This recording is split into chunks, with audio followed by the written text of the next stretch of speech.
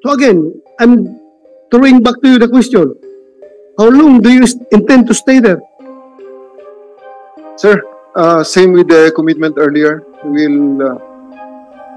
won't stop until we arrest Apollo Kibuloy, sir. We believe he is in KOJC compound and we will look for him. If we want to go into a building, why impede us? Stay away. It's not you that we're targeting. We are looking for Apollo Kibuloy, Crescente Canada, Ingrid Canada, Sylvia Simanes, and Roy. What's the first name? Roy. Jacqueline Roy. Those are the peoples that we are interested in. We're not interested in Dr. Badoy. We're not interested in Marlon Acobo. We're not interested in Banatbay. We're not interested in anybody. Isa lang talaga. There's only one person who can end this all. The Son of God.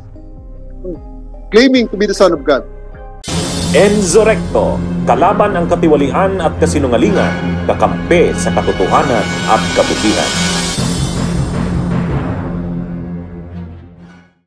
I don't know how to explain your continuous stay in that area. Armed with the warrant of arrest.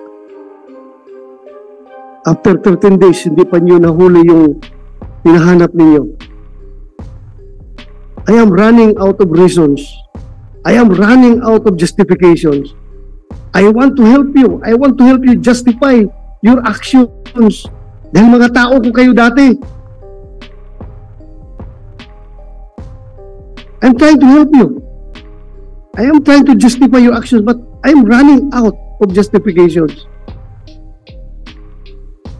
Ngayon sabihin mo, tuloy-tuloy nyo pa. Well,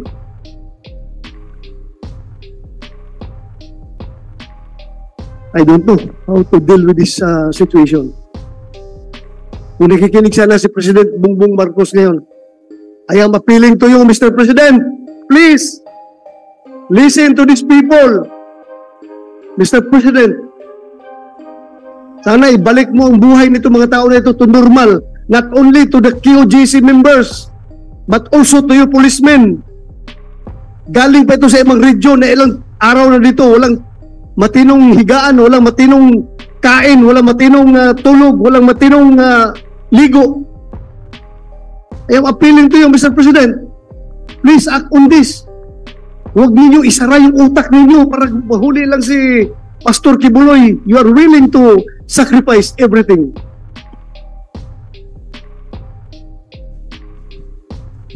That's only an appeal. I hope you are listening.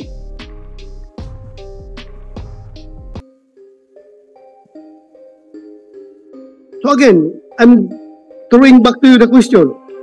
How long do you intend to stay there? Sir, same with the commitment earlier. We won't stop until we arrest Apollo Kibuloy, sir. We believe he is in KOJC compound and we will look for him. If only the KOJC members will cooperate with us, leave us alone what we are doing, we're not hurting them. We're not hurting them. They are the ones impeding us. We want to go into a building, why impede us? Stay away. It's not you that we're targeting. We are looking for Apollo Kibuloy, Crescente Canada, Ingrid Canada, Sylvia Simanes, and Roy. What's the first name? Roy. Jacqueline Roy. Those are the peoples that we are interested in. We're not interested in Dr. Badoy. We're not interested in Marlon Acobo. We're not interested in Banatbay. We're not interested in anybody except for the five. Let us look for them freely in these areas. They say that these are sacred grounds. We see that anyway, sir, this is really of no point of debating, considering that the court order still subsists, and it will be a great dereliction of our duty if we will stop and we will not comply with the court order. We have positive information that Mr. Kibuloy is in the compound, and you have seen the challenges that we faced in the past 13 days. And of course, I would like also to pasensya na po kayo dahil kung isa lang talaga, There's only one person who can end this all. The Son of God. Claiming to be the Son of God. Kasi nga naman, ang Son of God, nakilala ko, na nabasa ko sa libro, nagpapako sa krus para sa kanyang mananampalataya. Sana naman, itong Son of God, sa ngayong ito, can take the kajal, hindi niya kailangan magpapako sa krus. You are also a son of God. I am also a son of God. Everyone here is a son of God. A daughter of God. You did not emphasize that. Everyone is. Lahat tayo dito, anak ng Panginoon. Sir. And also, sir, may I take this chance? Okay. Maybe the KOJC has the impression that I take joy and pride in doing this. Pride maybe because I'm doing my job, but I don't take any joy in this. My children are harassed by KOJC. They know my house. They've been delivering vegan chicharon in my house in Marikina during the time that the SMNI franchise was revoked, and the reporters were turned to sellers and fundraisers of sacks and sacks of vegan chicharon. I've been buying from them. I've been supporting them. They're my friends.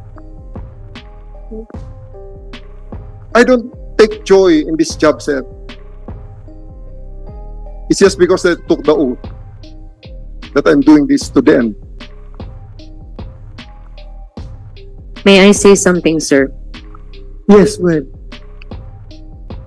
I can see, General Torre, that you do not take any joy in this, and that you're saying that it would be a dereliction of your duty if you do not implement the warrant of arrest. But on the other hand, I would like to emphasize that this, in the exercise of your duties, this constitutes a rape of the constitutional rights of other people. The right to religious freedom, right to education, right to life, liberty, and property of third persons who are not part of this warrant of arrests. As my teacher said, your right to wave your hand ends where my nose begins. And so many noses have already been broken. Specifically, the noses that refer to the Bill of Rights. Thank you, sir. Thank you. Again, sinabi ko na yan sa iyo kanina, General Torre, na in the performance of your duty, you are willing to sacrifice all the rights that as stated by Attorney Fuentes. Ako lang ko sa mga bata, nag-aaral, sila, yung kanilang religious duties, religious ceremonies ay na-impede. So, hindi ko ang hirap i-justify. But then, we are going nowhere in this hearing if we cannot reach to a settlement. Wala tayong magawa dito.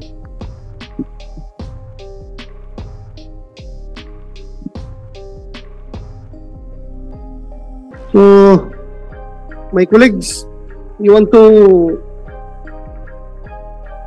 comment, ask questions?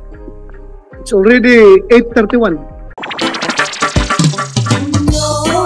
May hulanong salita na ang ibig sabihin dito ay ang pagkakaisa. Bunyog Party List. Halika na, Bunyog Party List ka na. Halika na, Bunyog Party List ka na. Sa susunod, ang atinang suportahan, Bunyog Party List, nagtataguyod ng katotohanan, lumalaban para sa bayan.